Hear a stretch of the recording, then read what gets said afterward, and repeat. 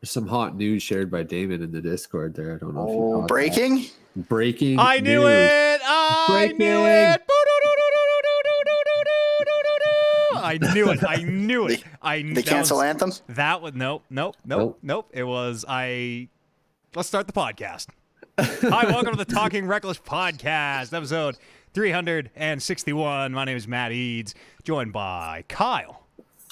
Hello. Brando. What's up? And Andrew.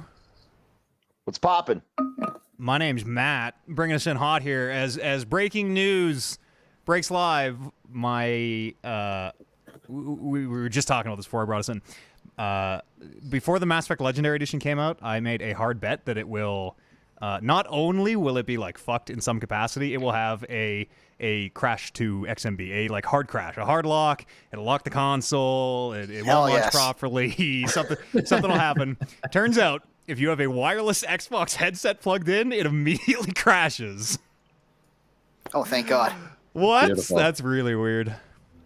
Yeah, apparently what a strange little bug. if you have a wireless headset, it has a crash issue.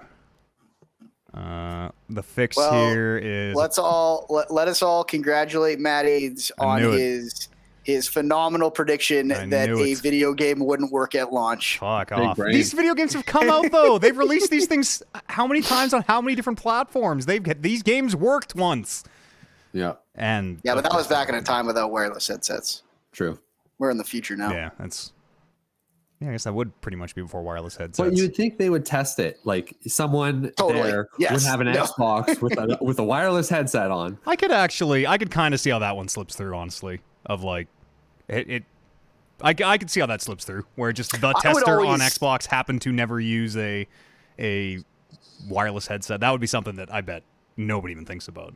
Well, I would assume that there was like some sort of like, as part of CERT, which we all have our feelings on the CERT process. Anymore, I don't think. But you'd think there would just be a checklist that wasn't really studio specific, that it's like, try it with this thing, try it with this thing, try it with this thing, try it with this thing. And you would just go through the fucking motions and be like, yep, still works. Yeah. I bet that wasn't even on the list. That's such a weird one of like the headset connected to your Xbox. Like it doesn't really interface with the game, I don't think. I feel like that's something that only the pandemic would bring out. You know, everybody's working at home testing these games on their home theater. They don't have to wear headsets, but if they were in an office, they'd probably figure that one out. Yeah, I don't know. I 1,000%, if that was a thing, again, we didn't really have wireless headsets as common as they are now, but on Dragon Age 2, that 10,000% would have just went right through. Never tested with a wireless mouse, you know? Mm-hmm. Never tested with a wireless keyboard. It is that age-old thing is you can have as many QAs as you want, but until it goes out to millions and millions of people, you ain't QA and shit, really. Yeah. Case to be made for early access. Welcome to the show. How is everybody? Good. Happy Mass Effect Day. It's not for 7th? It's not for another 4 months.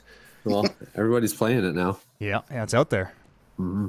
Brando, have you played it? Have you? No, I wrapped Resident Evil Village only an hour ago, hour prior to recording. So that'll be my first stop. My first stop in my post podcast night. Well, unless we're playing multiplayer stuff, I guess. Yeah. Cool. Anybody tell me about your lives? What's your favorite type of barbecue salad, like side salad? Oh, like a creamed corn thing. Does creamed corn count? Okay, that I would like to revoke my. I'd like to take back my fake throwing up at Kyle's answer and apply it to creamed corn, because what are we even? You really like creamed corn? Mashed potatoes into some sort of soup, maybe? Potato salad? Yeah, potato salad. No, I'm looking for like. It's a good. I like that our default response to something that isn't for us is just just wrecked immediately. Not even something that would actually make me vomit, but not in my top 5 sides. So yeah, exactly. Oh man, I can smell barbecue right now. Is why it's top of mind. Yeah, I don't know. Like I honestly don't really do side salads with my barbecue. It's usually a slab of meat, some fries, maybe a baked potato, depending on how fancy we're getting on the grill, and maybe some beans. I like some beans. Yeah, that's more of a that's like we're going for barbecue. I was more in my theater of the mind. I was more imagining I'm grilling out on the balcony or something. I'll tell you I'm right now. I'm not baking you beans, but I might go buy a tub of potato salad. I was gonna say right now, I would. You're right. You could go buy any of this, but I would successfully make you some good barbecued beans, way better than I'd make you some good potato salad. Yeah, that's fair enough. I mean, I don't know shit about making fucking potato salad. I could also probably make better beans than potato salad. We're gonna get a grilled asparagus is pretty fire. Oh yeah, just a little bit of I just like toss it in olive oil and a little bit of a big rock salt or like kosher salt. Yeah, throw it right on the Barbie. Hell yeah. I'm in the mood for like a fucking giant steak, like a steak that I shouldn't be able to finish myself, but do. Yeah, the doctor recommends you don't eat a steak that big. Yeah, like that Simpsons episode with the guy, the cowboy, puts his hand down his pants. Just finished a full rack of lamb, but take you to school. What a beauty! The move is coming, so I'm thinking about outside stuff. I'm gonna have a balcony that doesn't suck ass. It's really. I'm throwing out all the garbage in my life. I'm throwing out the busted coffee table and all the mental equivalent of busted coffee tables. It's exactly what I did. Yeah, I don't want any old shit. I'm tired of. I'm even really hesitant about bringing this completely functional, but just kind of old and tattered futon because it's just it bleeds into your life in a way that I didn't. When you're surrounded by stuff that is aesthetically unpleasing, function over form. It's always been for me. So I spent more money in my first month living here than I have in my entire life, in a 1 month span. But there is something about like just going with nothing and then knowing that if you're willing to pull the trigger on like a couch or something, the couch I needed because someone needs to sit somewhere. But a lot of the stuff where it's just like, I don't have any not utensils, but like spatulas and ladles and stuff like those, like big utensils. I don't have any of that shit. I'm going to go Canadian Tire, get a nice matching set. And now these are my fucking utensils for the rest of my life. It feels good. It feels like a fresh start. Maybe a nice knife block. Yeah, a nice knife block. Get a new coffee machine, new grill, get a new George Foreman. Yeah. Yeah. Hell yeah. What, you didn't get the George Foreman in the divorce, or? No, I told. But for like the same it's reason. It's all coming full circle. It for the same reason that you were just kind of saying, where it's like that made a lot of good food on that George Foreman. Time for a fresh start. Yeah, hell yeah. That's it's gonna be good. I'm throwing out a lot of stuff, like even most of my clothes. I'm gonna get rid of all these old tattered shirts, and it's gonna be a real. What's the show on Netflix that like sparks joy? Marie Kondo. The cleaning up the I know exactly what you're talking about. Yeah, that's the lady's name. Yeah, we're gonna only things that spark joy are gonna come with me. So I'm just gonna sit there and stare at things. Yep. Does this futon spark joy? I mean, the cat peed on it once, so yes, but with joy for someone. I guess that's the thing with having a cat is there's also like, well, do you need to bring the cat's futon? So that the cat won't pee on your futon. She's a good cat. We had one accident, and it was my fault. When she had her cone on, she got like her head stuck in the litter box entrance, and it was a whole thing. It was the whole thing. The only time she ever peed, and she looked me right in the eyes, and then just unleashed hell. Like this is what's about to happen. This is on you, man. Straight up, she's like, "You did this. You did this." Yeah. If it was me doing this, I would do it when you're not looking. But since you're looking, I want you to know this is because of you. Yeah. She's a good cat, though. I don't want anyone to think that my kitty cat is misbehaving. She ate my shower curtain, it turns out. Went for a shower today, and there's like a huge diamond-shaped hole in the shower curtain. It's a lot of curtain for one cat. I'm moving out, so just whatever. Fuck it. I don't care. I'm gonna flood this bathroom. I don't give a fuck. I'm not on anymore. Yeah. You don't want the shower curtain from our place either. No, is it a little rough? It's just been a long years, not a lot of maintenance. I remember, I don't know where I heard this. When you have like house guests coming over, a new shower curtain is like Martha Stewart told me or something. A new shower curtain is a cheap way to spruce the place up.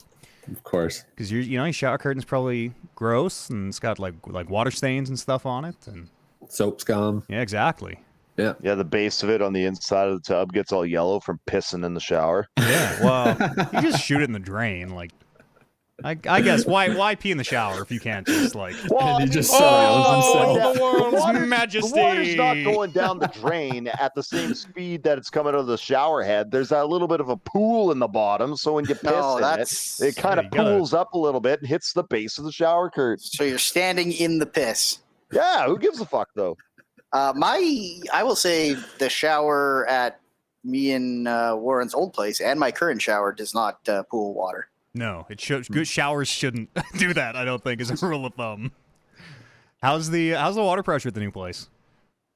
It's good. It's similar, which is nice. I think the biggest weird thing about my new place is it has one of those like restaurant style hose things in the kitchen sink. Oh, and that's changed my life. That's one of those little things that like now I have it, and I'm like, how the fuck did I? Like, what do I do? Like I'm never going to be able to live in a place without one of these now. It's like the real tall like sink, like faucet, but it's flexible. Like bends over. And yeah, it takes for a walk. That's dope. I want one of those like dishwasher sprayers. Oh, Look at that. The little gun. sprayer. Look at that. Oh, you're in the kitchen. Yeah. Well, I'm on the island that separates my kitchen from my bathroom or my living room. Yeah, if you've ever seen a condo built in the last 20 years, you know exactly what island in the kitchen. Our condo has the exact same same layout and everything. So, that's cool. You got some stuff on those walls. Well, really, just this one is the only thing, and I haven't decided. I want to get something big. How about you could make it the fuzzy wall? You could put just like really plush shag carpeting up there or something. Entire wall. Yeah. But then, like, I don't think I'm going to put anything over my TV. And there's like stuff over there, and that one on that little diamond, a clock. Yeah, a clock. Necessary. I remember talking about this. You're the only person I know in the world who has a clock. The amount of times that I'm like playing a video game, like actively in the middle of a round of Apex or something, and I glance up at the clock, like I just can't live without it anymore. I'm the same way as well too, and I hate when I go into places that don't have clocks. Like at the Good Life I go to, they have like 2 clocks in the gym, and they're like that size, super tiny, like tucked away in a corner. I'm like, fucking, I want that thing in strobe lights on the wall. Like I don't want to pull my phone out of my pocket every time I want to check the time. Like you're gonna be kicking me out of here in an hour. I want the option to be able to just glance up quickly and be like, oh, that's the time. Like it's nice just to be able to look quickly. And a lot of the times too, if I pull up my phone to check the time, I start fucking around doing other stuff. Then I put my phone away, and I never check the time. It's true. It's true. It's a real problem. Yeah. I also like a lot of the time when I'm around the house, I have like a Bluetooth speaker, and I just put my phone down beside it and listen to podcasts or stuff while I'm cleaning or music. And then I get halfway across the house, and I'm like, I wonder what time it is. Boom. Hey, now Google, what time is it? These other chumps got to walk over to their speaker, pick up their phone, unlock the screen, look at the time, set the phone down, then go back to what they were doing. Fucking Brando's already fucking cleaned another section of the house by the time those guys frickin' figure out that it's 3 p.m. Yeah, we're not here to exaggerate, but in the time it takes you to pull out your phone and check it, I could have cleaned my entire apartment. Yeah. And found what time it was. And found what time it was. But I also have to clean the clocks, so... Oh yeah. In the end, it's a wash. Didn't think about that. Isn't that clean your clock? That's you're gonna get beat up or something. Yeah. I wonder where that one came from. I wonder what the origin of getting a clock cleaned came from. It's probably some like mafia thing where they like knew a clock cleaner who was also an assassin, but his real hitman cleaner. Yeah, like a guy who actually cleans clocks, like a watchman or something. And then he would be called like Tony the Hands or something, or Marty the Minute or something. And they'd be like, hey, we got to get Marty to knock off who's a famous mobster? Al Capone. And so in code, instead of saying that, they'd be like, should we clean his clocks, boss? But if you were actually a clock cleaner, you'd have to be like, do you mean... clean his clock? I'm making like a gun motion with my hand, or clean his clock. Well, I think you don't tell it. You don't tell it to the clock cleaner. You tell it to everyone but the clock cleaner. When you go to the clock cleaner, you're like, "Hey, you got to kill this guy." But when you're asking out in public, but then you said big, it. That defeats the at the whole big point union meet and greet, they'd be like, "Sounds like he needs his clocks cleaned, boss." Wink, wink. I just think we're leaving room for interpretation. You know, this could be a lot of mix-ups. Wind your watch. See, what does that mean? I don't know. All I can think of is whenever Warren confuses somebody, he says that guy didn't know whether he should shit or wind his watch, which makes me laugh 10 times out of 10. Whenever someone's indecisive about someone, it's usually when we're playing Rocket League and like fucking I can't take a shot or something, or I'm trying to say something and I can't fucking spit it out. What about video games, gentlemen? Actually, before we talk about video games, Kyle, what is your OP pick of the week? My OP pick of the week is Jupiter's Legacy. New show came out on Netflix. Notoriously bad beards. Really bad beards. Now that I've watched the first episode, you're right. They're fine. They're just shocking at first. Yeah, it takes a bit. What makes them bad? Are they like the Whoville beards? I was like, ooh. Are they doing like little twirls and shit? No, I just thought it looked really fake. I just thought it looked like a man wearing a wig, a face wig. It's Josh Duhamel, who is clean shaven, I believe. Yeah, typically. So it's kind of weird seeing him just all wigged up and bearded up, for sure. Yeah. It's a good show, though. It's a show about superheroes. Yeah, it is. In the modern day. One. Yeah, written by Mark Miller, who wrote Kick-Ass and the Civil War arc. And it was illustrated, the comics, it was illustrated by Frank Quietly, who's really well respected in the comic biz. So I was pretty excited to see the show on Netflix crop up. Seems like it's going to be a multi-season show.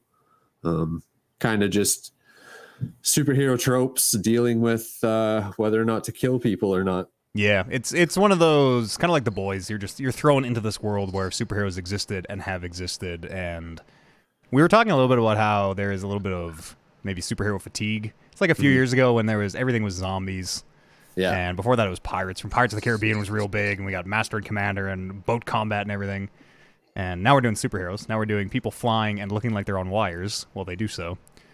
And they maybe because there's so much of it, they just throw you right in. They can just throw you right in. You're like, oh yeah, superheroes, whatever.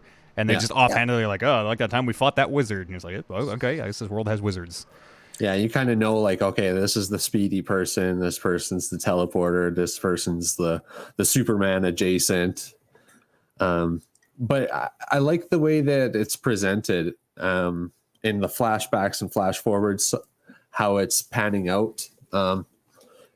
It's interesting so far, anyways. Yeah, the way the first season wraps up is really interesting too. That first episode is a good showpiece. Yeah. It may be. I think the first half starts a little bit slow, but you eventually get to a kind of like a big battle, and you're just like, okay, I see what we're doing here now. Yeah, I'll definitely keep watching. It seems. I think Netflix is looking for their fucking big superhero franchise too. From what I've read, they're really like putting the cart before the horse in a way where it's like, we need the thing that will be 7 seasons, but then also several spin-off seasons. We need the universe. We need to build the Netflix. Yeah, we need to build the universe on Netflix, which, I mean, that's billionaire thinking, but it's very much like that never is how that works. No one ever fucking makes the first thing being like, we're going to make $1 billion of this. Those are the ones that they make one of. Yeah, like the horror ones that they make one of and are really good. Those are the ones that you can make $1 billion of. Was it The Mummy? Was that the first movie in the horrorverse?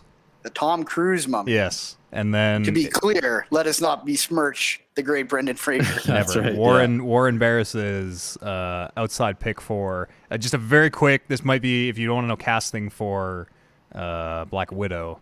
Skip ahead 5 seconds. Warren thinks Taskmaster might be played by Brendan Fraser because nobody knows who the actor is. I guess it's looking like they purposely didn't say who was going to be playing that character. So we all have our guesses. I guess Willem Dafoe. He was Brendan Fraser was really good in Doom Patrol. I don't know if you guys. He's really good in everything he's ever been in. George of the Jungle, incredible. Mummy 2, Mummy 3. I'd like to throw in a bit of an oddball one and say Looney Tunes back in action. He was fantastic. Oh, so good. Saw that in theaters. Yeah. You ever read about like what he went through with the Mummy and everything and all the shit he put up with? Like, I feel really bad for that guy. Yeah, like, he got the rap. Got put through it. His entire acting career kind of got derailed by sexual assault allegations that he was making. And like not a broken back too. Like he really fucked up his back at one point. Yeah, like the Mummy movies just destroyed him physically. Like, what was the resolution?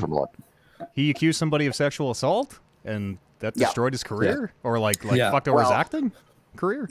Yes, it seems as such. It was before the whole Me Too thing.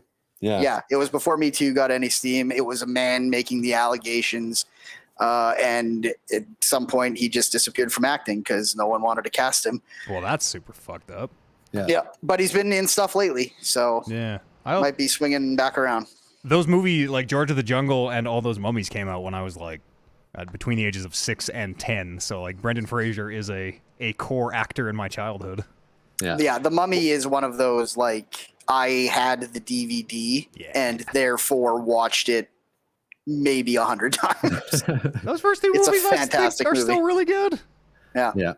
He's probably making back, like you said, it's kind of when you watch all that stuff at your age group. The reason he's probably kind of resurfaced again is just because all of us are getting to the age where, and especially with the internet, where we're like sharing this stuff and we're asking the questions like, where the fuck has he been? Like, he's awesome. What's been going on? So that's probably been helping him out a little bit, find a little bit of steam. Brendan Fraser stans are now becoming producers and casting agents and things. That's right. Well, it's kind of like even too with the Star Wars prequels, right? Like, I mean, back then they were considered to be awful and Hayden Christensen was considered to be terrible, but you look back on it now and you're like, there's some charm to this. Fucking cast Hayden in that fucking Obi-Wan show. Like, we want to see that. But we don't. He's not great. He's not great. Sorry, go ahead, Brando. Would you like to respond first?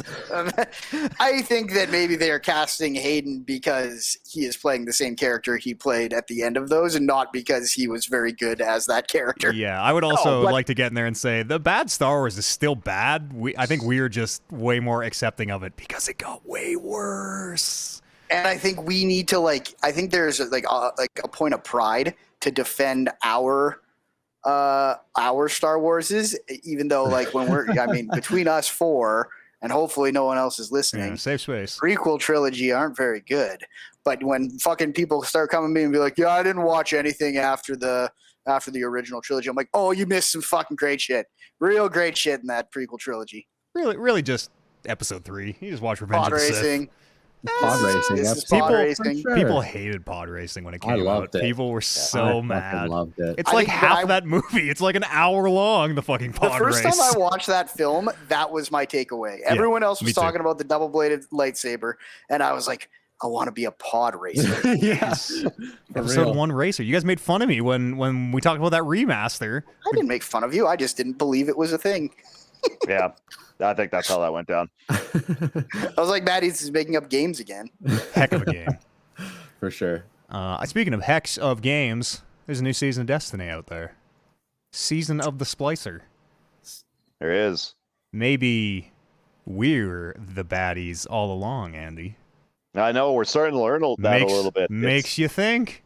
I'm running around the tower and I'm seeing frickin' Elixni's kicking around and stuff. I'm like, what's going on here? This is weird. What's happening? Yeah, you can tell we're into it because we don't even use the slur. We don't say fallen anymore. That's pejorative. You can't say that.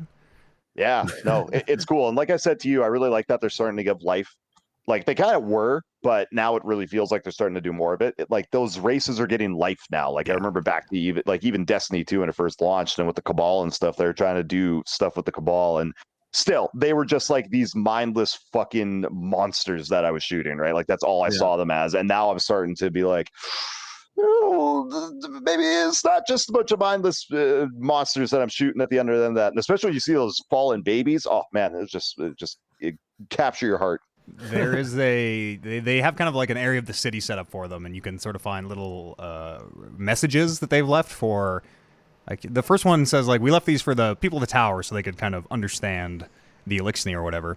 And like you say, Andy, previously, Destiny 1, early Destiny 2, you were just mowing down hundreds of thousands of people. Like you weren't even thinking, Hive, we got to kill them because they got red reticles when I look at them.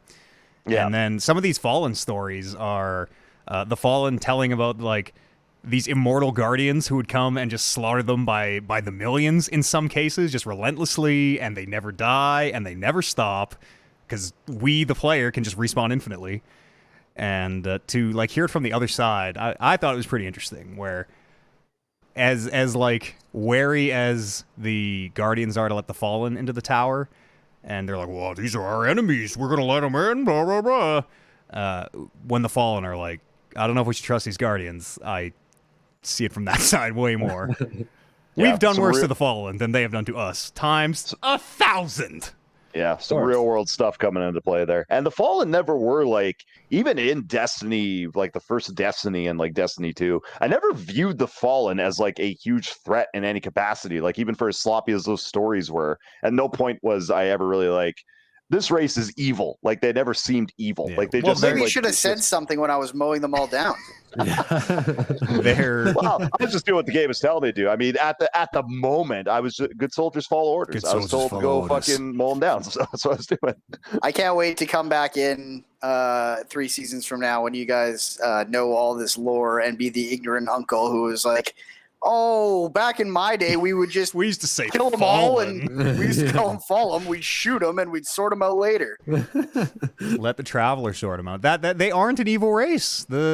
They kind of present the Hive as being like they are allied with the darkness. They are literally evil and irredeemable. But I will go back on this if it turns out to be the opposite in the future. But the Hive are absolutely evil. They can get fucked. All those strikes with those witch queens and stuff are terrible, especially in night. The Hive, go fuck themselves. That's right. I hate them. They suck. The Hive, probably evil. The Cabal conquerors, right? You can sort of draw good and evil there. But the Fallen were just chasing the Traveler. The Traveler, like humanity, made their society awesome. And then it just left. It just fucking left, and their society collapsed. And to this day, they don't know why the Traveler left. So they followed it all the way to Earth. Are we still fighting the Fallen? Like, are there factions, or is it? Yeah. Okay. The House of Lights is.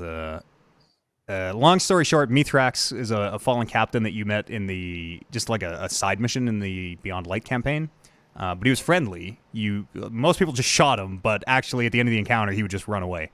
And he like gave you were out to get a MacGuffin, and the implication was he just gave it to you. And this opens up with Mithrax like started his own house, the house of Light. He's the Kell of Light, and he's like captains are usually bigger because I guess you learn a lot about the Fallen in this expansion, which I love.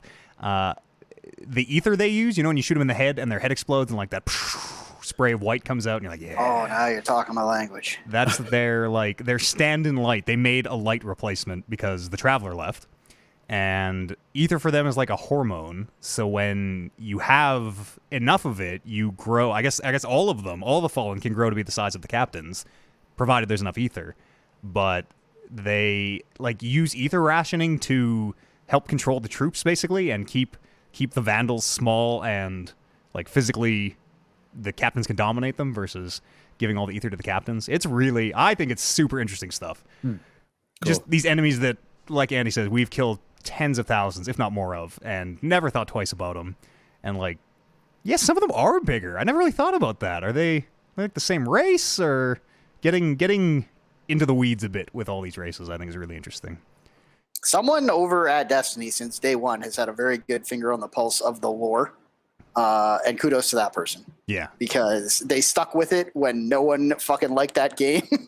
And now here we are talking about Destiny and their fantastic grimoire-free lore.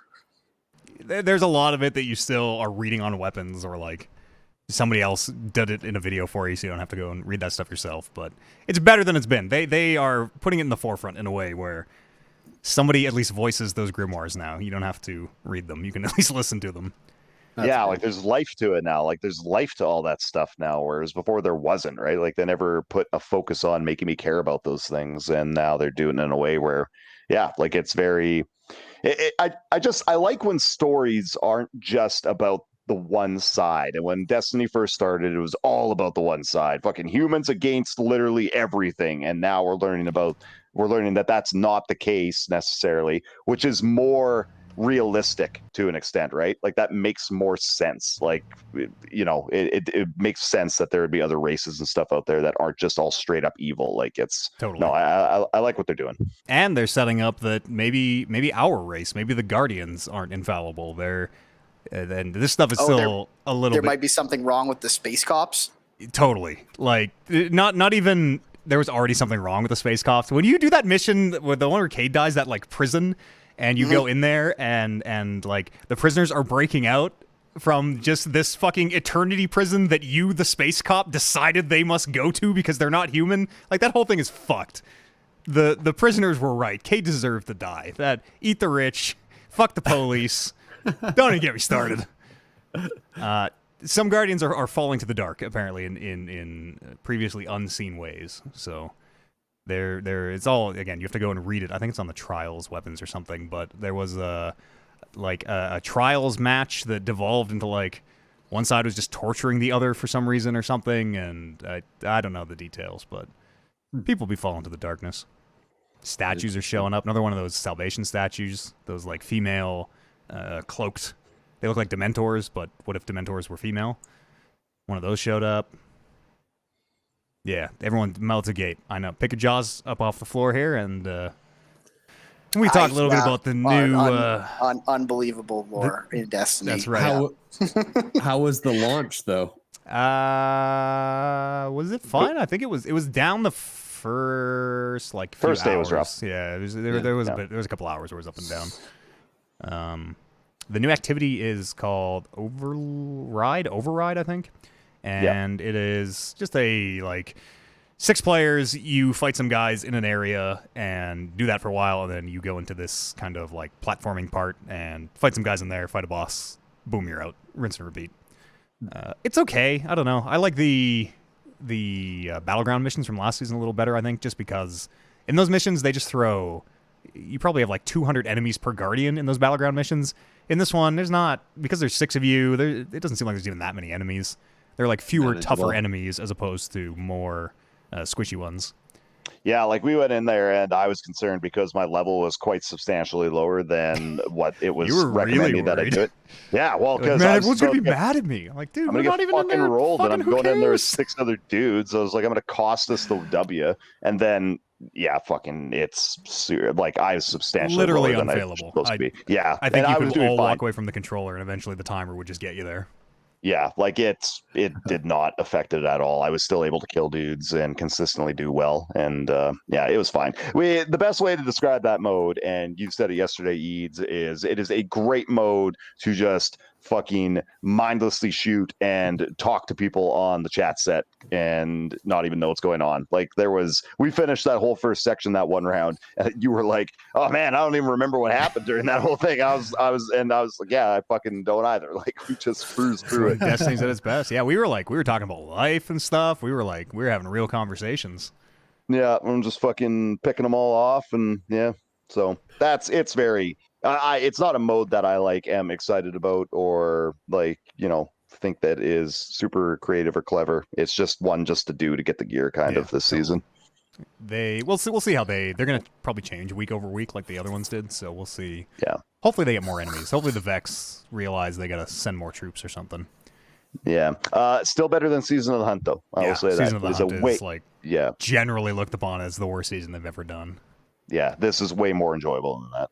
The new aesthetic is really cool too. You are kind of going into the Vex network, so you are going into this like matrixy computer space, like inside Reboot kind of, where it's like floating green geometry and like firewalls, that big red firewalls that come at you that you got to dodge, and like laser grids and stuff. It's aesthetically super different than anything they've ever done, which is cool. Cool. Is there any meaningful changes like gameplay wise? There's the first stasis type not heavy weapon, which seems like it should change the game drastically. The ability to, it's a pistol, and anytime you get a kill, then you can charge the shot up, and it'll use up the rest of the clip, but it'll freeze whatever it hits. But it only uses normal ammo, so theoretically, instead of I don't know, you bring 15 freezes or whatever in that grenade launcher, you could have freezes the entire fight, because you're just getting more ammo and kills and stuff. But other than that, not really. There's new stasis abilities and things. It seems like they're still kind of trying to figure out what they want to even do with stasis, where they're releasing more of the I don't remember what they're called, shards or the little like plug-in to your ability mods. things, the mods. Yeah. Yeah. They released a few more of them, but they're all pretty similar. Like they all very much feel like the initial stasis release, and they've even said like we don't really know where to go from here. Like, do we rework the light supers and things now? Do we do something different? I'm not sure where they're gonna go. I don't think they are yet either. Destiny, it's all right. Heck of a game. It's a fine way to eat away the hours. Vault of Glass is back too. That's worth mentioning. So Eads, I am looking forward to tackling that in 100 years when I get leveled up to it. Easy game, easy raid. Maybe. Vault of Glass? I can't remember. What is the hardest raid? It's probably Last Wish, right? What is the hardest? Yeah, I think it's Destiny Last Wish. Last Wish Vault is... of Glass. I do not recall Vault of Glass being very easy, but it was also my first raid in Destiny. Yeah, it was also the first time we raid in did anything. Destiny. Riven is the hardest boss by far. I don't know if Riven is male or female. They are still bugged, apparently. That fight is so hard that it has been broken since launch, and Bungie has chosen not to fix it. Good. Perfect. Easier. Tell me about Resident Evil 8, Brandon. Oh, well, like I said, I just finished it an hour ago. It took me about 10 hours, but I did get just impossibly lost for about 30 minutes near the end. Oh, good. Where I couldn't really remember where I was trying to go objective-wise or anything, and I was like, this is bad. I actually had to reload a checkpoint. Just like to hear the guy say the thing again. I'm like, oh, right. That's where I'm going. So it's good. Plot wise, I will give you the kind of the early setup. You are Ethan Winters, the character from 7. Yep. And you are living a pleasant life with your newborn baby and your wife who you rescued in Resident Evil 7. Chris Redfield is questions, Matt? Does the wife make it out of 7? Yes. Okay. Yeah, it's touch and go, but we got her out of there. Chris Redfield is introduced pretty early in the story. Boulder punching asshole. Yes. And can I do like opening cutscene spoilers? Yeah, that's probably fine. He comes in. He's in the opening cutscene. Yes, he's in the opening cutscene. This is all the opening cutscene. He kills your wife. Shouldn't have told me that. It's too far, Brandon. Takes the kid, and cuffs you and takes you away. Very unhappy. Yeah. Somewhere on the drive from your house to wherever Chris Redfield is taking you, you get ambushed by something. You wake up in the tipped over vehicle, and that's where you start the game. Chris You're in a village. Gone. Chris is gone. You are in a village, which is what the game is kind of all themed after a village, which is a hub area, and then a few biomes on the outsides. And you start trying to. I won't go that far. I won't go that far into the story, but it seems really neat. It's beautiful. Is it one of the probably the best looking game I've seen. It's less scary than 7. 7 was fucking scary. 7's very scary. Really scary some parts. 8 has maybe the scariest part, including 7 out of those two games. But on the average, it's not nearly as scary. This game does a lot better job of like kind of telling you when you're doing the scary bits, and then telling you, okay, now go around and explore and get collectibles and stuff. It's because you're returning to a hub, kind of in between each direction you go on the map. It's kind of that you go to the farthest reaches of the map, do all the scary stuff, and then you come back with your new tools and everything, and you can kind of explore and find stuff that you weren't able to find before. And it's a lot more. It's all like in the village. It's always day, I think. So it's not that scary. Yeah. Is it, if you're always returning to a hub, then is it like, is the ammo conservation game different if you're retreading these areas? There's a shop. where you can buy ammo, but the shopkeeper only has a certain amount of ammo until you clear the next area. Mm-hmm. So there's still you still have to conserve it because there is still a finite amount of ammo in the game. Yeah, but you have to do it like you do in 2, where like, ooh, should I shoot this zombie or should I just maybe save this bullet because I've only got 3? Well, I guess that kind of goes. I played it on normal, and I never ran out of ammo. I spent some time low on ammo, but I never ran out. So probably if you played it on a higher difficulty, then all of a sudden you're maybe running into situations where it's like, missed, I didn't get both headshots. I guess I'll just reload this save. Yep. But I think this game is like difficult games. Like when you feel like you have the potential to fuck up your game from lack of skill, that is one kind of scary. And then there's the kind of scary where the game is throwing creepy shit at you and everything. And I am never going to, if a game is already scary, I am not going to go out of my way to be like, I'd like to make this like terrifying. Yes. Like, are you the kind of guy do you find games more scary when there's nothing you can do to change things, or when you have to play skill to survive? Probably the latter. If you're just on the rails, the first time the monster kills you in any game, it's really scary. And then once you see the animation, you're like, oh boy, this sucks. Yep. Yeah, exactly. So there is one of the areas that you go to. They take away your weapons, and it's a much more PT-esque experience. And I will tell you, that was the scariest part of the game for me. So there's no even potential of combat. They just lock combat completely out. There's it's not like, no I potential, might find a gun or something. There is no potential of warding off the bad guys. Okay, but there is. Then it becomes like what was that game in the asylum? Outlast. Outlast, yeah, where it's like there's still you are mechanically moving around the space strategically, but you are not. I mean, if you're caught, you're caught. Yeah, that's fucking it. Yeah. So this game kind of plays around with both of those. It has the first area that you explore is very Resident Evil 7, where it's kind of that ever-present threat while you make your way around or even Resident Evil 2, if you played the remake, that kind of like, I can hear something around, maybe I should go through this door, maybe I should take the long way around. And then the second area, they strip all that away and it's much more like PT. And then the fourth area is like the end of any Resident Evil game where they're like, underground you've got weapons 20 guns and we're going to put a lot of ammo in this area and you're going to get your revenge for the last 6 terrifying hours.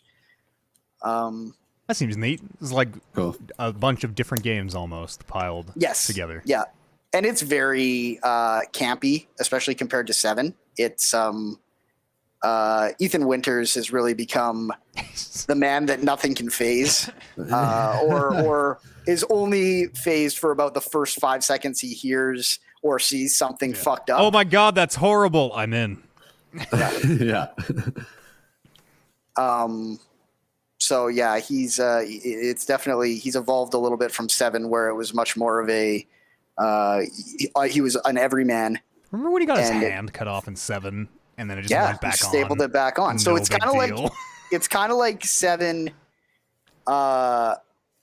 They were like, that's it. That's the moment when he staples his hand back on, or when he looks down and his hand has been stapled back on. That's the 10-hour game we want to make. Totally. So, and I honestly think like Resident Evil 7 was my game of the year. The year it came out, I probably like this game better. Oh wow. I think there's more enjoyment to be had, more laughs, more action set pieces that are fun, instead of the white knuckle horror that 70% of Resident Evil 7 was before you get to the boat. Yeah. Damn it, I did that thing where I had a very poignant thought, and then as soon as it came my turn to speak, it immediately left my brain. Resident Evil 7. Oh, it was on Twitter, so maybe just watch. Unsolicited on Twitter, I got hit with a spoiler for this thing in like a headline. I read I know the like one sentence, man, this game is fucking crazy, like a little, like halfway-ish through, maybe. I don't know when it happens, But I is know. it the what you're trying to do in the game, or is it the it's like the kind of the big status. reveal? Yeah, I know the big reveal in a way that what status? Say that again. The status, the overarching Gotcha. status. We should talk later, because that is not midway game. That is that towards the end game reveal. Oh yeah, I sent it to you in Slack, but yeah, I saw that, and usually I'm really turned off by knowing anything, especially about a late twist. But when I saw that, I was like, I must know. I must play this game now. Yeah, I picked up my phone at that moment, at the end game moment, and that was when I texted Andy, and I was like, "This story's gone some places." Good. This is the Resident Evil has. Oh no! I texted all you guys. I think I put it in the Slack. I was like, "Jumping the shark." Resident Evil is going everywhere. Oh, it's going has up. Gone, all caps, gone some places. Yeah. I said, has gone. I said some tall, places. sexy places. Yeah, it's if you want to spend $70, $80 just for the vampire lady, I feel like it is my job to tell you she's only in about the first quarter of the game. Yeah, I've heard she's not the focus in the way that the early materials kind of made it seem. Yeah, I mean, it isn't a spoiler to say. I mean, it's 4 different branches. You're trying to get the 4 collectibles. Yeah. At the end of each branch, and there's a Probably boss put him in each corner. Yes, there's a boss in each corner, and she is one of your bosses that you're dealing with. So yeah, that seems neat. I am definitely gonna play that. Was there a multiplayer pack-in with? Yes, I have not even opened it. I felt so burned from the Resident Evil 3 one that I haven't. What is it called? I'm trying to look it up here. Reverse. R-E-verse. Weird. I'm really curious after seeing the shit pile that 3's multiplayer thing was. How soon do you think till we see Lady Dimitri? How do you pronounce her name even? Dimitrescu. And how soon do you see her? How soon do you think we'll see her in Dead by Daylight? Who? I'm running through all the legalese here. I don't know. Capcom. I don't know. I think you'd be hard pressed. Yeah. American developer maybe, because I think Dead by Daylight folks are North American. Yeah. But I don't know. We sometimes wheeling and dealing with Japanese businesses is, especially for something like that. They feel like, no, what? Fuck off. What if she's taller? Yeah.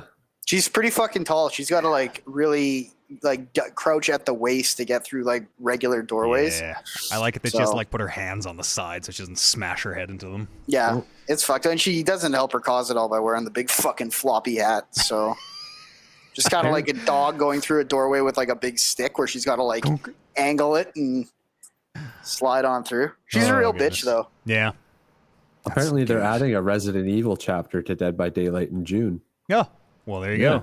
It'll probably have Lady Dimitrescu in it. Shared on Tuesday, so for their anniversary event. For the Dead by Daylight anniversary event, or the Resident Evil? Yeah, I guess their big anniversary coming up. Dead by Daylight's anniversary. Is Dead by Daylight the one that Warren? It's Friday the 13th is what Warren plays. Yeah. Has he played Dead by Daylight? I think he has played Death by Daylight. Dead by Daylight? Dead by Daylight, I think. But yes, as the games go, he is Friday the 13th, and I am Evolve. We are all Evolve. Any other games other than Resident Evil Village? No, I'm excited to play Mass Effect. You're gonna make different choices. Super excited to just play Mass Effect, and for this to be in some ways, arbitrary day, because I could have just played Mass Effect whenever the fuck I wanted, and I've never had that much faith in this product as a excellent remake. But it was just the day where I'm like, that's as good a time as any. Now it is, regardless of if they've remade it or if it looks good or if it crashes if you have a wireless headset plugged in. Today is the day that I can start playing the Mass Effect trilogy again, and that's a win every time. Hell yeah. Yeah, I'm looking forward to seeing how their visual pass looks and feels and everything. I hope it's well done. I'm worried that BioWare needs money, and what easier way to make money than squeeze this thing out the door, maybe as fast and cheaply as possible. I say that having not played it or seen footage of it already. That is just my cynical gut worry. I've just seen the side-by-sides. The lights are bloomy. The lights have a lot of lens flare on them. I don't know. Sometimes I see those side by sides and I'm like, it looks way better now. And then another one will pop up and I'll be like, that looks objectively worse than they used to. And like, just changing the lighting model is a lot. Like lighting will drastically change how a game looks. But like, you're gonna charge me $40 to just change the lighting model and put all the DLC into one thing, but not all the DLC because you lost the source code for. Which one? Bring Down the Sky, I think. No, that one's still in there. That's the good one. Pinnacle Station they lost, which is not fun. So not to still if you're buying it. Yes, exactly. But I will tell you if you said you got to pick one to lose, it's not even close. Yeah. That one it's not story DLC, right? It's just combat missions. It's a combat arena, yeah. There was a tiny bit of story, wasn't there? Didn't something the Pinnacle Station was going I think there was the story. There was the story of why such a thing exists as Pinnacle Station to train people, but you were never working through dialogue trees and making significant choices. Oh, I'm to thinking affect Pinnacle Station at all.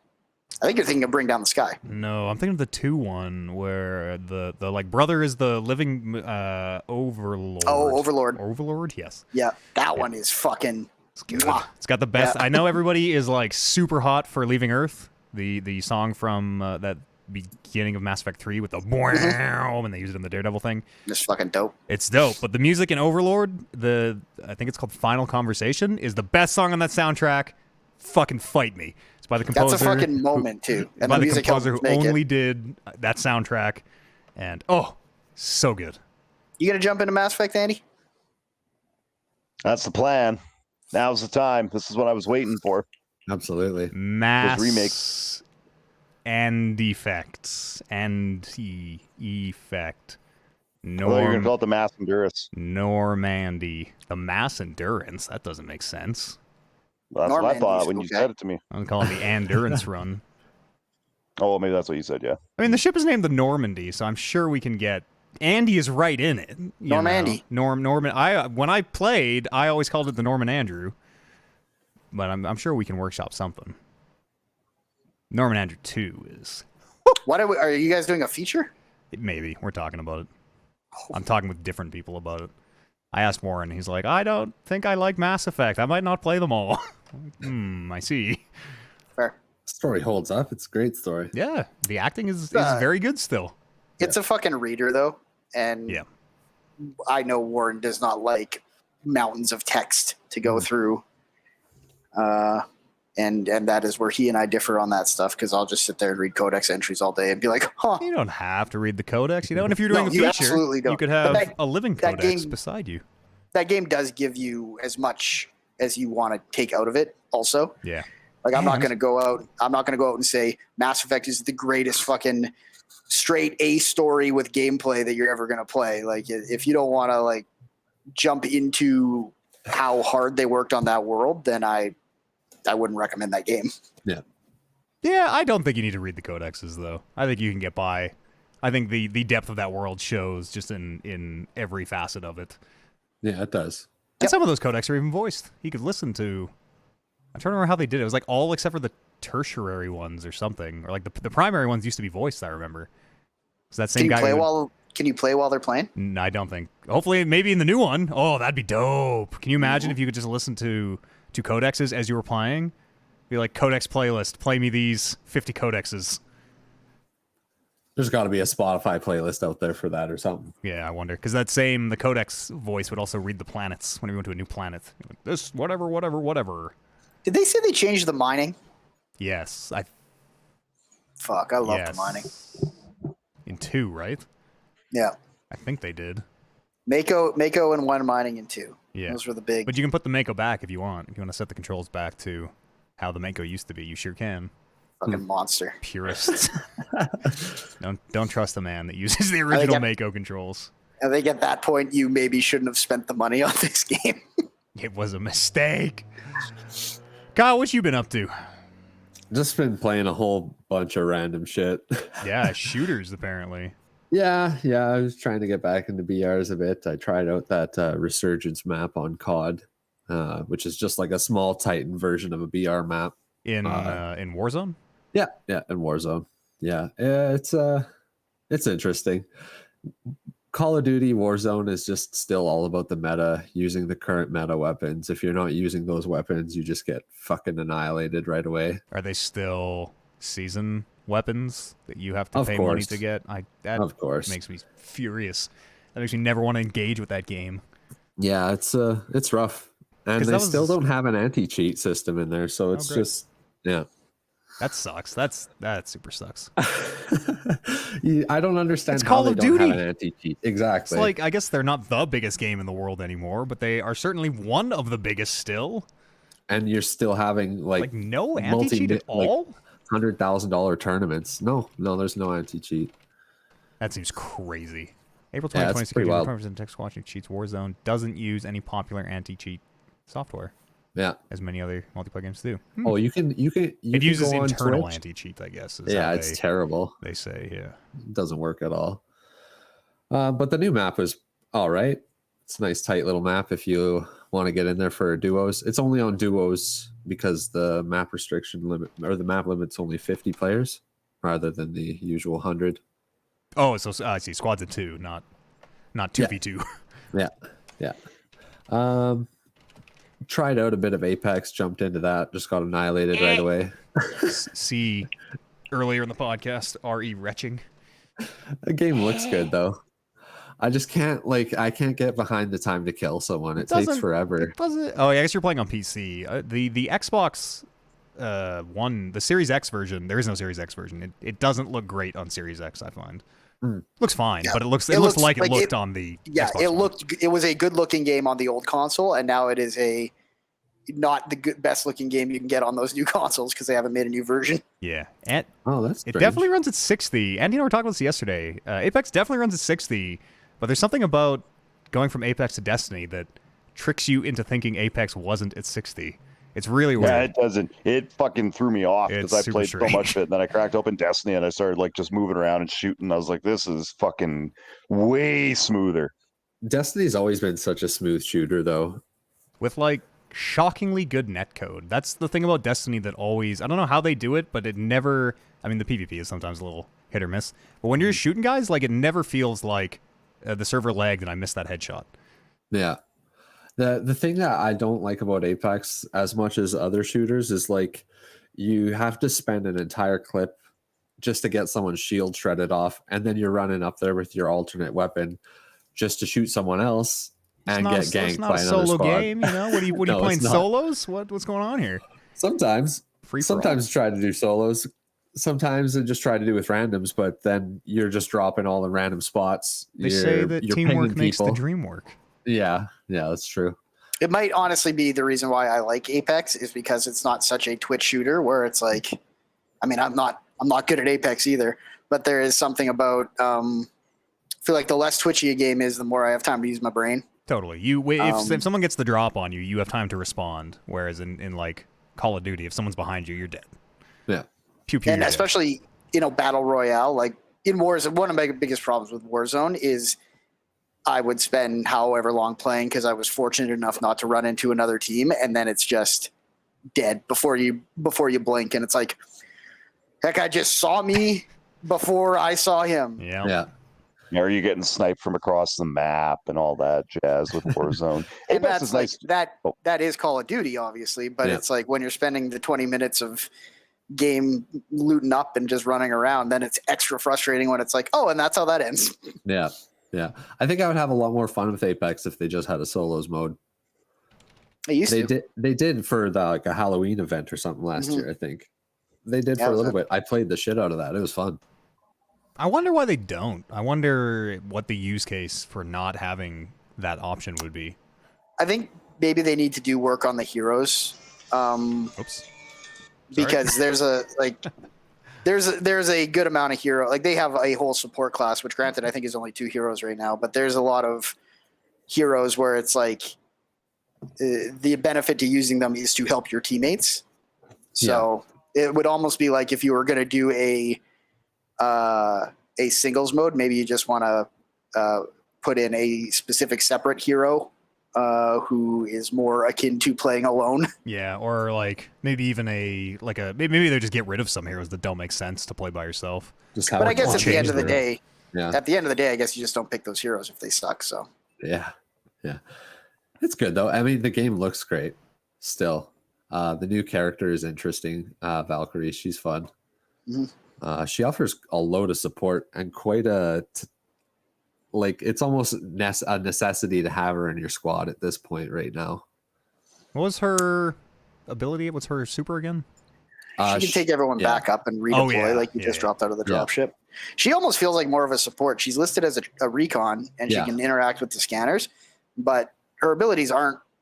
I guess she has that one where if her passive is if you're doing the drop-in animation, or if you've just used your super and are kind of redeploying, it tags people who are on your screen for all your teammates. Mm-hmm. And that, I guess, is kind of recon-ish, but all in all, she feels like more of a support character, mainly because of that ult. Well, they kind of consider mobility to be a recon thing, don't they? Like, isn't Pathfinder with a zipline recon? Yeah. And everyone's recon now because they can interact with the fucking the circle stations. Yeah, I wonder if that used to just be a Pathfinder thing, and now it is anyone who's recon can do it. So yeah, do they always have the They obviously didn't have the recon class, but they always have the this character is small, so does 15% more damage, but has less life. And they didn't always have it. It was introduced pretty early and it's only Gibraltar and Caustic who have little fortified buffs. Oh yeah, because Wraith is like they're flimsy though, and there's a few different ones. Yeah, I can't. What does that one do? The small one, more damage because they're small. It's just the opposite of fortified. Something like that. Yeah, I can look it up right now. Fortified is for Caustic and Gibraltar. They take a little bit less damage because they are a little bit bigger. So I assume there's just an inverse of that for. Yeah, because hitboxes used to be a huge issue when Apex first came out. Mm-hmm. Some of them had really big ones. Tachanka, or that's not. Is that the right name? That's Gibraltar. Overwatch. Gibraltar. Yes, Overwatch and what's the other? The Ubisoft Rainbow Six. Yeah, has a Tachanka. I don't think there's a Tachanka in Overwatch. Isn't? Oh no. Okay, yeah. He's a just wrestler. Siege. He was at one of the WrestleManias we watched. Tachanka came out. I remember. The Rumble. He came out at the Rumble one year. Anyways, what are we talking about? Apex. What's War Pips? Just like an interesting. It's an early access game. It's kind of like a tug of war 8-bit game. You have these little characters. You send out troops across.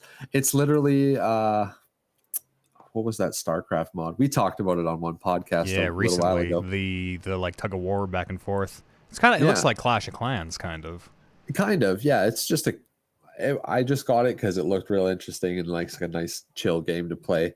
Is it competitive? Is it like you versus another player like Clash of Clans? Not yet. Clans? Not yet. It's AI only. I'm sure because it's early access, they'll eventually add a multiplayer feature to it, which is what kind of drew me into it at the start. Are you? Sorry, I'm just looking. It's like a top down. Looks like a real time strategy game. Are you like directly controlling units, or do they? You put them on the board and they kind of act by themselves? Exactly. Yeah, you spawn them in. You got one command center on one side, command center on the other side. Your units meet in the middle and clash, and you're just spending your money as you earn it through killing units or just via time. An auto batter. That's exactly what it is. You can speed your units up to have them advance faster, but at the cost of not taking cover, or you can command your units to hunker down and get behind cover if there's a wave incoming. But those are timed. You can't constantly hold down the defense button. I think you can use it for maybe 20. Exactly. Yeah. You can use it for like 20 seconds or something before it runs out. This is cool. I love auto battlers. It's interesting. Yeah, I'm having a lot of fun with it. It's cheap. It's fun to play. Something to do. It's really, really well rated on Steam as well. Yeah. Yeah, I picked it up. I think I got it like first day it came out just because it was rating well on Steam, and I watched a little bit of a stream play it. That looks neat. Yeah, I wonder how many, like 5 years from now, I wonder how many games we'll be able to look at and just that was just straight up a Warcraft mod once upon a time. Absolutely. Yeah, it's wild how in depth some of those mods got with those games and just turned into full fleshed out games. They used to do such magic with in StarCraft specifically, where like, do you remember turning off the lights? Do you remember stacking? You remember stack buildings where no idea how it would work to this day. You would move there'd be like a switch. You press the switch and it would quote turn off the lights, which took away your vision. But you could still place buildings down, but you could like place them on top of each other in ways they couldn't go, and then they would build them, and when the lights came back on, the buildings were in that configuration, and like it was fucking magic. People just stacked Protoss cannons right on top of one another, and you just see a spire of them come out. Yeah, it's cool. Oh yeah, they did shoot in a spiral. Yeah. It's nice. It was a nice little game to pick up. It's super cheap. It was like $15 too, so. Yeah, it's cool. When and if they add PvP, like player versus real player, I would totally get it. Yeah, I think that's where it would shine a lot too, because sometimes the AI feels a little broken.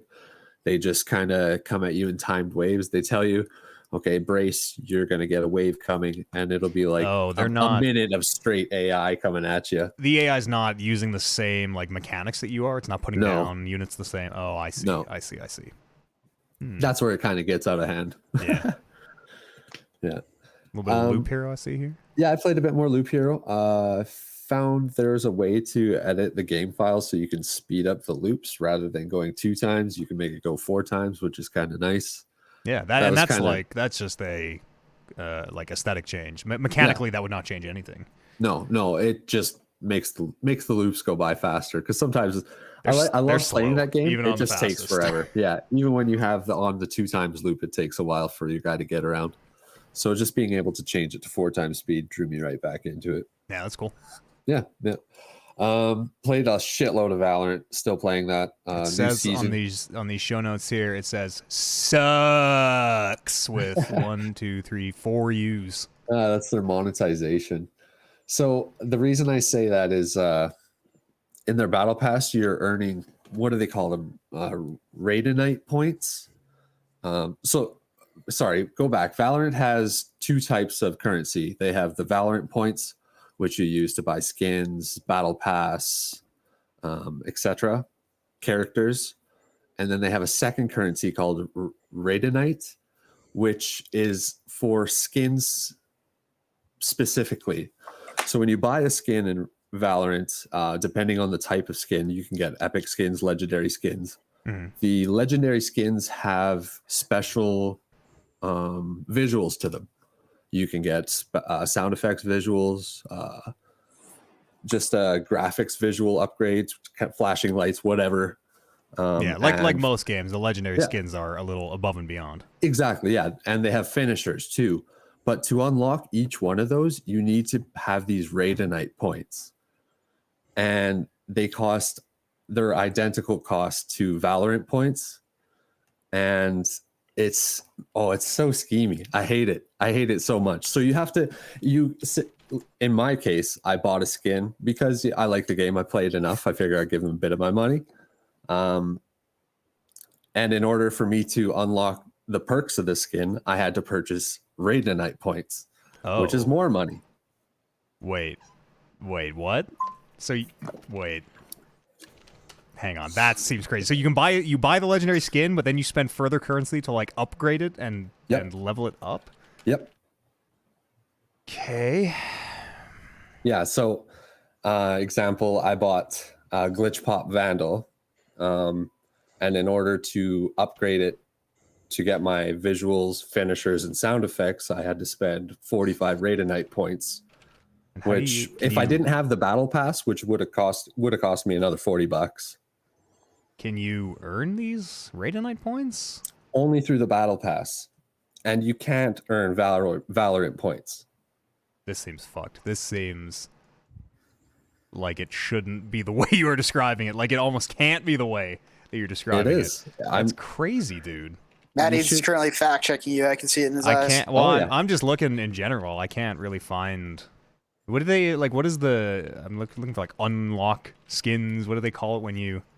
Is it like variants? Is it? Yeah, they're just so if you let me see here. Level 1 is the base skin. Okay. You spend 10 RP to go VFX at 2 level. Okay, here we go.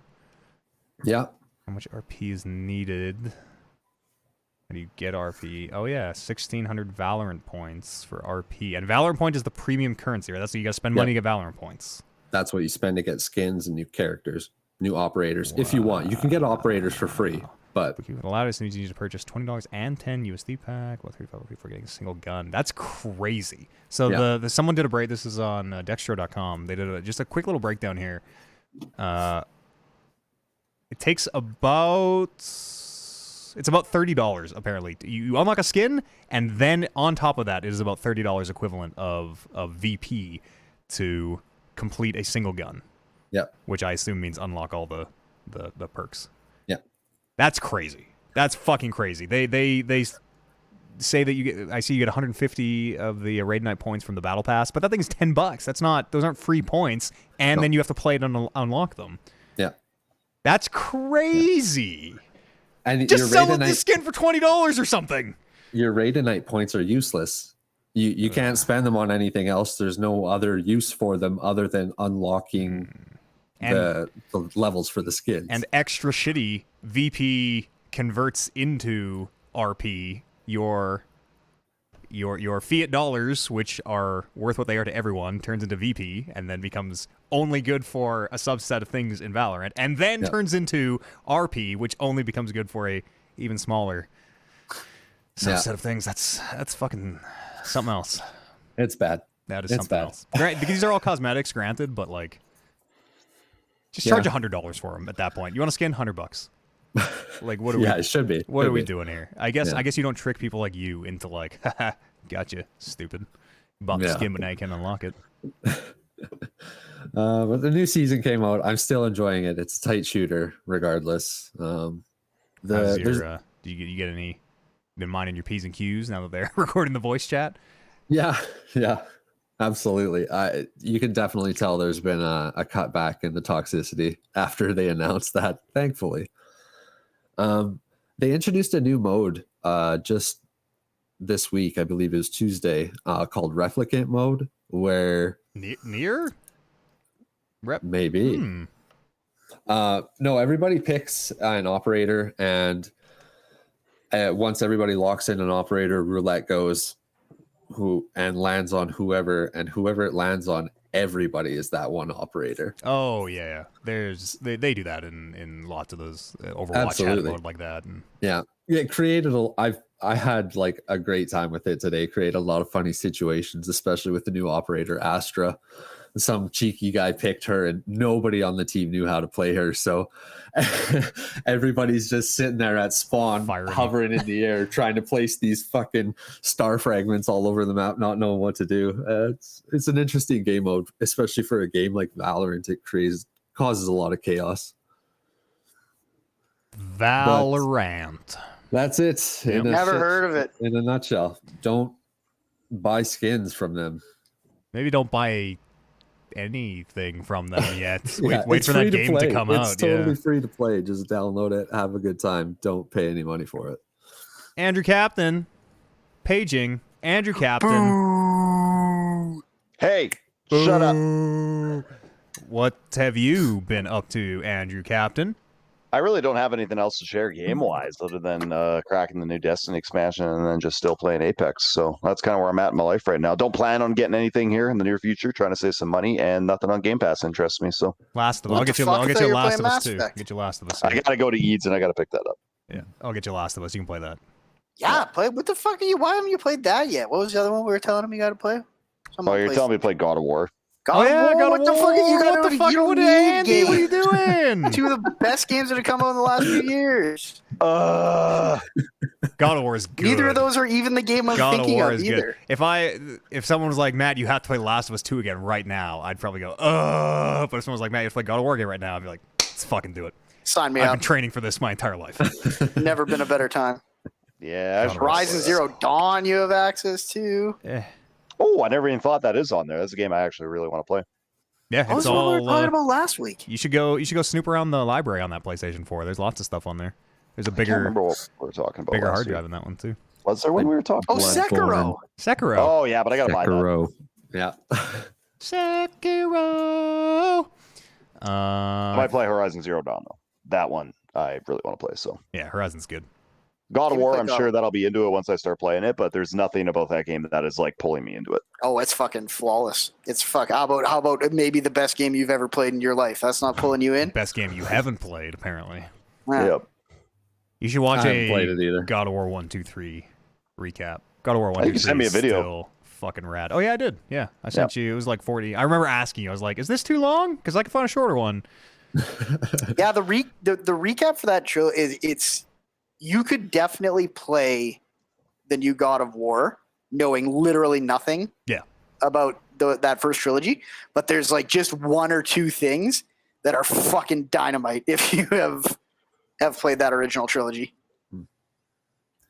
Well, that I think I'm trying to think if I played any other games. I don't think so. Doing that thing where I'm like, pretty sure Fuck I video did. games. No, I think that's pretty much it. We'll go for. Ooh. No, I was gonna say they nerfed that bow in Apex because it was just fucking ridiculous too. I got killed by that. I saw. Hey, you know what they need to do in Apex is make the sound of your teammate shooting the bow different than the sound of the fucking arrows missing by your head. Because Andy will fucking sneak up behind me and just be shooting at someone I'm shooting at, and I'll just start running in circles. Andy, you gotta get this guy. He's gonna get me. Like it's me, Brittle. I was watching when you're in between two guys fighting with bows, it's just.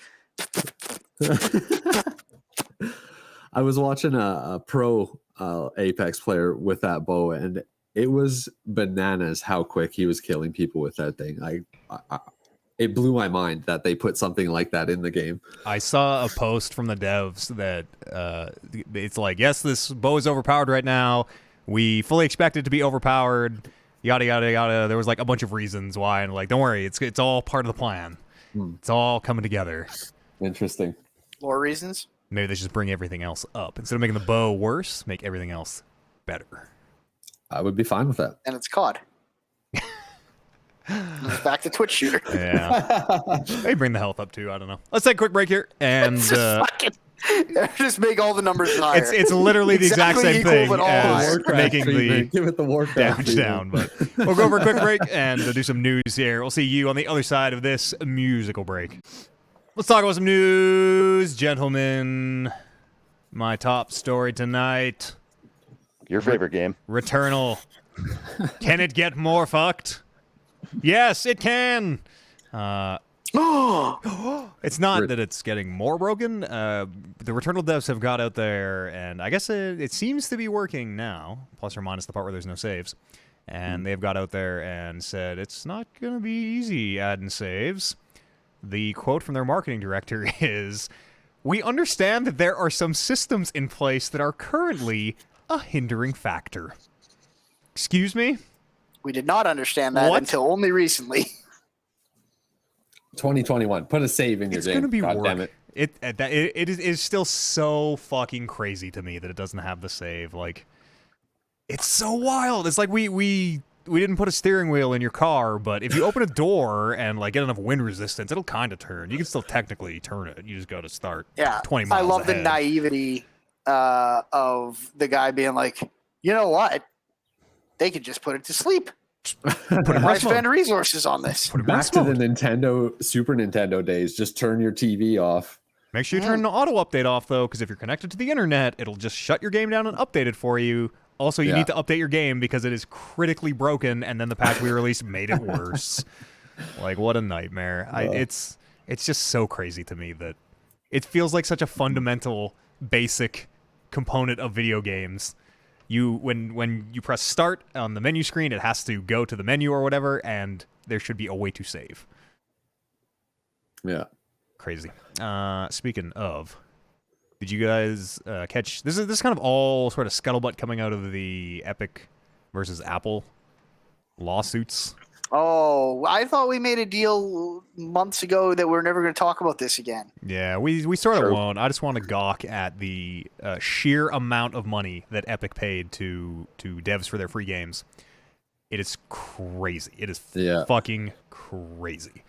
And so they released a partial list, which it only had like 38 of 200 games or something. And I guess there are different amounts for each game. They don't say any of this, but it kind of reads like maybe individual developers sort of negotiated by themselves.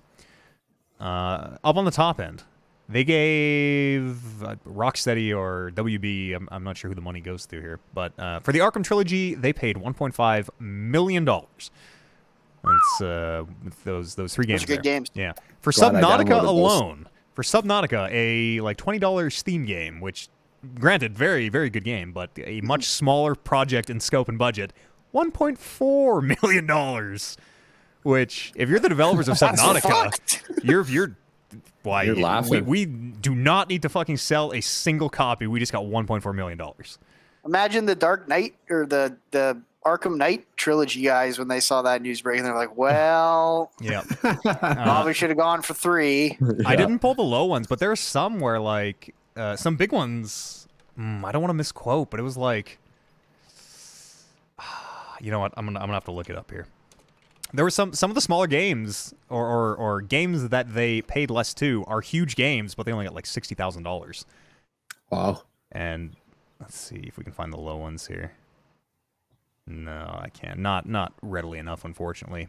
But they did list the very, very top and the very low end, and like the disparity between them is crazy. Where you would think that like WB would have a lot of bargaining power compared to Subnautica. Mutant Year Zero got $1 million. Do you think this was just them going up to everyone and being like, "We'll give you $50,000," and then a lot of people were like, $1 million. Sure. And then someone just shouted back $1 million. Like, deal. Anyone who gave any resistance was just like, well, I guess with all the money we saved from all the people saying sure, we could give you $1.5 million. All in all, they have so far spent over $1.6 million on free games, and works out to about $2.37 per user. Hang on, 1.6 million, and Arkham was 1.5 million. 11.6 million. Oh, 11.6. 11.6 million. Yeah. Good. $2.37 per user, $2.37 per user, and then 7% of those users go on to make a purchase. So you can follow that money and you can put a price on, or you can see what Epic's price for exactly how much per user buying from their store they're willing to pay. They also paid $146 million to Borderlands for its or 2K. I'm again not sure who the money goes to directly, but $146 million for the Borderlands 3 exclusivity on Epic, which was like, it's not, maybe it is still exclusive actually. Spend it if you got it, I suppose. It is not on Steam. Wait, it is on Steam. So that exclusivity wasn't that long, I didn't think. Can you guys hear the fucking frogs in the lake outside my place? No, I wish I could though.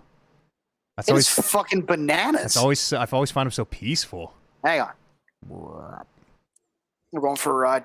Who cares about this fucking... Take us out on the balcony. I'll keep reading news. The total value of games they've given away, also $17.5 billion. Crazy. Wow. I definitely grabbed a bunch of those games too, though. Oh yeah, I have like 50 games on Epic, and I've bought maybe 3. Yeah. You get to see Brando's balcony here for the first time. Reverse say anything. He's gonna dox himself now. People, he's already shown too much. They can figure out where you live. Uh-oh. Fuck, they all stopped. They all stopped at the same time. It's because they heard you come out. Like, oh was he podcasting? Oh shit. Keep it down. Keep it down, you damn frogs. Sony. Remember Sony? This also came out of the Apple versus Epic versus Apple. Sony apparently hates crossplay. Remember, this would have been 2018 when Fortnite, I think it was Fortnite, was the first game? to enable crossplay in like a major way anyways. Yeah. And Nintendo could play with Xbox, could play with PC, but there was Sony being like, oh, we can't make it work. Our network doesn't, it's not possible. And they very much made it seem like a technical thing. And I think at the time I was like, well, the PS3 was fucked, so you can't change your name on the PSN, so this kind of makes sense, I guess. But apparently, it was possible. They just don't like crossplay. They just fucking hate crossplay. Coming from Epic, this is out of Tim Sweeney's mouth, himself, says verbatim that Sony blocked Fortnite crossplay in 2018. And then remember, Epic accidentally turned it on that one day. They even offered to join their brands, saying that they would give them all sorts of incentives, announce crossplay in conjunction with Sony, give them like free PSN specific characters for Fortnite and stuff, all sorts of things. Sony would not agree. Not really clear why. And then in 2019, they set up a revenue share system, crossplay revenue share system, to, quote, offset the reduction in revenue from Sony enabling crossplay, which is a statement I just fundamentally don't agree with. I don't think there would be a reduction in revenue from enabling crossplay. I would have thought the opposite, actually. But I'm not the businessman. But it's a formula that compares the amount of money spent with the amount of time played on PlayStation. And the example they give is if somebody is spending money on iOS but is playing on their PlayStation, then Epic would have to pay whatever the crossplay fee is. I feel like this is only something that, like, it is the phone. The phone is the only time this would ever happen. Well, I mean, you could make the case that they spend all their money on the Microsoft Store and then they play on PlayStation. So I think the theory here is right. I think that's an unrealistic case. Totally. So is this, because V-Bucks don't. No, phones make sense. V-Bucks don't go cross-platform, though. Right, but I understand the concern, and I don't agree with anything Sony's doing, but I could get how maybe you play on the PlayStation and then you go on your phone and spend all the money on your phone when you're out fucking on the bus going to school and stuff. Because you're in a different situation. Your phone allows you to game in different situations than your PlayStation does. Your Xbox and your PlayStation, but it's still at your house. It's still going, because it's crossplay. It's all going into the same, theoretically, the same ecosystem. Yeah. Like, right, and PlayStation wants their cut because they're like, well, people are playing on PlayStation, and then they're going to grab their phone. Well, we got to foot the bill for them to play on PlayStation, but completely putting aside the fact that means they bought a PlayStation. Like, this is still purchasing power in Sony's corner. Yeah. It's really stupid. It's really fucking stupid. And the lawsuit even points out, like, Nintendo didn't do this. Microsoft didn't do this. In fact, no one in history has ever done this. This is a literal first. And I don't know. Sony is playing their weird number one, we don't want to play nice with anybody else game. Nose in the air. Yes, yeah. This is 2019. It seems like it was last year that Jim Ryan was like, we like sequels. We like platform breaks.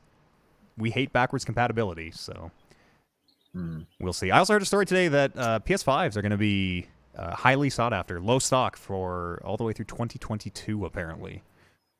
Why? Just high demand, and they haven't been able to make many.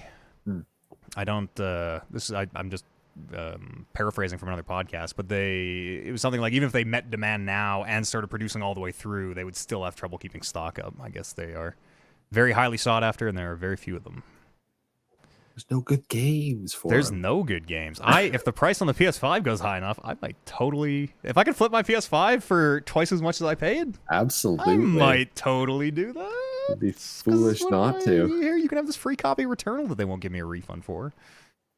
Returnal. Actually, if you buy it through a credit card, Visa or MasterCard, or probably any main credit card, you totally can dispute that purchase, because Sony can go fuck themselves. Yeah, that's crazy. Bunch of bullshit. Some E3 2021 stuff here. There's going to be an E3 2021. End of discussion. They're going to have an app. It's going to be bad. It's going to be gross. So last week, I think, we had a story about the folks who were going to at least be present at E3. And they sort of... so they're going to build an app, apparently. And it's it's going to be like the E3 floor, the virtual E3 floor on the app, and you're going to go to different booths on your app, and it seems stupid. It's this press release is just chock full of marketing words, activations, and they're like, we're going to gamify something about collectibles. It's like the Steam, they have the Steam sales, and you like collect the stamps or whatever to get a holographic picture on your thing. Let's not talk about E3 ever again either. It's all bad. We should start a board of things that we never bring up again. E3, Ubisoft. Court cases between billion-dollar companies. Billionaire slap fights. June the 12th is kind of the real news. June the 12th, E3 will start for the public. Whatever that means, again, it's a virtual event, so I don't know how. I guess they're going to have they says they're going to have a week for press, which is, they would only have 2 days for press in the physical event. Seems weird. My final story this evening. Couple Starfield images leaked. Did you guys see this? You seen No. it? You heard about this? It's a couple spaceships, insides of spaceships and things. Looks like Mass Effect. Looks like Mass Effect. There is a bit of first person, third person switchery like those Bethesda games seem to have. So it seems like it might be like a Oblivion or Skyrim or Fallout. You can switch between first and third person. Mm-hmm. This is like when they throw the little bits of meat to the gators on the fucking ship to get them all active. Yeah, stir them up. This is what I need for what's that Miyazaki game that's never coming out? Elden Ring. I need a little chum in the waters for Elden Ring here to. I'm in a great place with Elden Ring in that I fucking never think about it, and then every now and then something gets stirred up on Twitter, and I'm like, oh right, that's a video game, and I don't think that's something that you can your brain just has to pick one side of that. You can't trick yourself either way, and I'm truly blessed to be on the I never think about Elden Ring side of it. To be. It's like the don't think about elephants thing. I can only think about Elden Ring. I think it's a lot of game. When games, I don't think about games until I'm starting to see real fucking commercials and gameplay from them. Right? There's the video game industry is just chock full of things that are this was a thing, and then it changed 15 times, and now it's not a thing, and it's not what it was promised to be or anything. Movies, I'm the opposite. Movies, as soon as I hear that fucking such and such a director is working on such and such a movie, I'm like, fuck, when's that coming out? Every month you're checking. I was like, how's the development on this movie going? Video games, it's just whenever they announce them, I had to actively think for 15 seconds about what the fuck Starfield was after Eads brought it up. And I'm like, is that the thing they fucking put the word up on the screen at the end of their press conference that one time? That is the thing. Todd the God was on stage. Jeff Grubb kind of confirms that these are apparently authentic leaks, and allegedly, once upon a time, they were going to reveal Starfield at E3 this year and then release it in the holiday season in winter, but the pandemic probably. This article, anyways, says that might not still be the case. Obviously, the pandemic has fucked everything up, so who knows? And that's the news. Fucking pandemic. That's all the news I have, anyways. Fucking pandemic. Podcast at talkingreckless.com is an email address. Say it again over the traffic. Podcast at talkingreckless.com is an email address. You can write your thoughts in here. Whatever you want, really. Thoughts or questions, conundrums, quandaries, purviews of philosophy, even, if you want. All sorts of things. Or you can drop them on our Discord, which you can find by going to talkingreckless.com. In the Discord, we have a great new, I think it's just called Epic RPG, maybe? It's like a little text kind of MMO thing. Go join the Epic RPG channel, and you'll kind of get it right away. But it is, for a weird little text game, it is actually super addicting. If anybody, I need 3 more people to do the dungeon. I'm looking for a party. Looking for a group. Meet me in the Epic RPG channel. Yeah, LFG, first dungeon. I can provide the key. I got it. I saved up the coins. Come in and get at me. There's also a movie club. What's on the club this week? Comedy. Yeah, the votes for comedy, but the movie this week is the Wind Rises. Stop motion. Where Rabbit, Wallace and Gromit. Yes, Pants. Wallace and Gromit. Yeah, not Sisterhood of the Traveling Pants. It's something pants. Wallace and Gromit and the Werewolf Pants. It's not. Is it? It's not Werewolf Pants.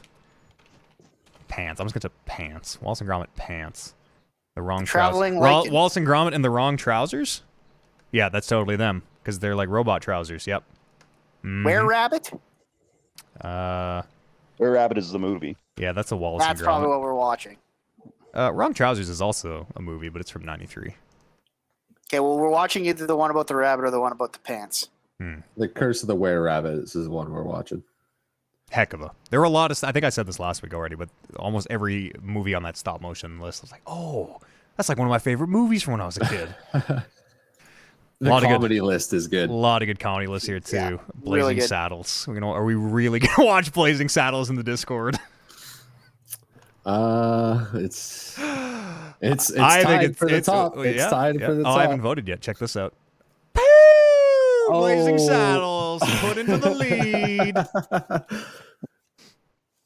It's a great movie. Is that Don Cheadle? That is Don Cheadle, right? Mm-hmm. Oh, he's so young. So spry. I had to retract my previous comedy pick, The Jerk. Why? Oh, did we watch it?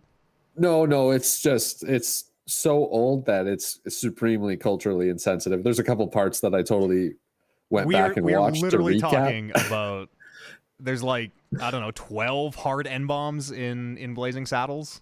Is there? Okay. Oh, well, yes. Yeah, I think a lot of those comedies on that list have some questionable. Yes. The Blazing Saddles is like, it's not that it's in good taste. It is satire. It is 1,000% satire. Whereas The Jerk and is the social messaging, the social messaging behind Blazing Saddles is not pro racism. So no, it is exactly the opposite. In fact, yeah. It's just very shocking to hear. Yeah, for sure. Gene Wilder. I was going to say Gene Simmons. Very shocking to hear Gene Wilder say those things. Mm-hmm. Discord. You can find that. Go to talkingreckless.com. Come and join us over there. All sorts of stuff. Brand new show also starting on the anime podcast over at patreon.com/talkingrecklesspodcast. We started Mobile Suit Gundam Iron Blooded Orphans.